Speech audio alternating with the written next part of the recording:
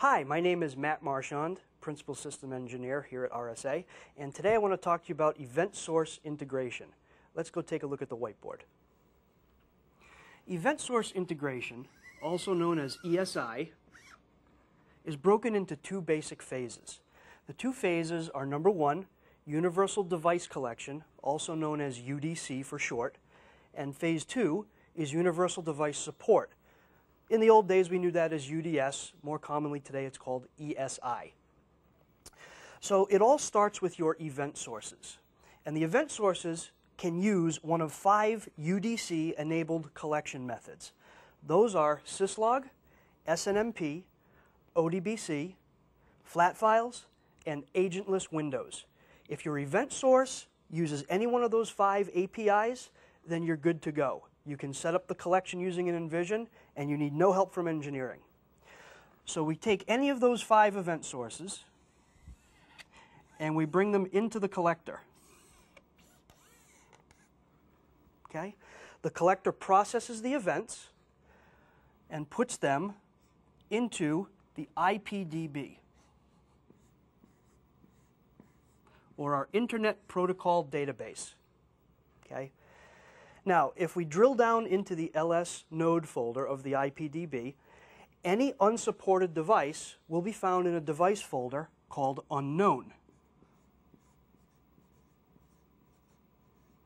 Then underneath this unknown folder, you will see the IP address of the associated device. Let's just put one in as an example. Let's just say 10.10.10.10. Okay? Once we have the events in the IPDB, we need to extract them into a syslog-friendly format using a command known as lsdata. Now, I'm not going to go into the details of lsdata in this particular whiteboard, but there are plenty of resources you can refer to on how this is done. The lsdata output, when done correctly, will give you a text file that is a .unix file. This is just a list of the logs associated with your unknown device. What we do at that point is we take the UNX file and we import it into our new Event Source Integration tool, or ESI tool for short.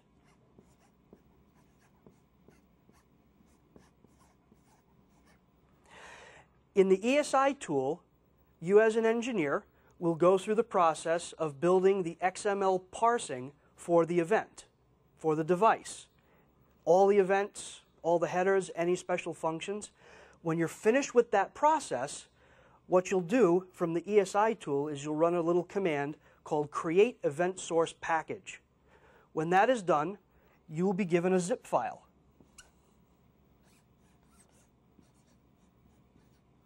That zip file can then be put back on your appliances. If you have an ES appliance, ES series appliance, you just put it on that one box. If you have an LS series appliance, you need to put it on all the appliances, the A serve, the D serve, any LCs, and also any RCs you might have.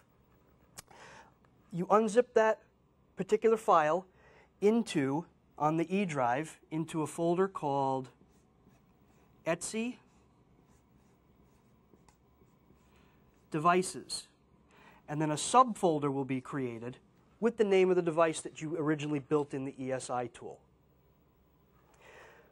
From here, what you need to do in enVision is you need to restart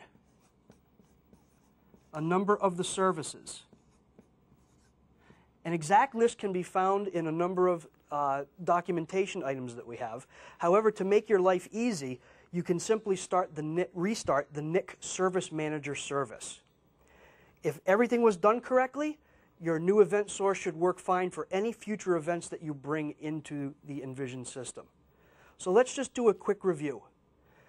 Event source integration is broken into 2 phases, Universal Device Collection and Universal Device Support. Following through these 2 basic processes, you will be able to build full event support for any device that your customer may have. I hope you found this video helpful. Thank you for watching.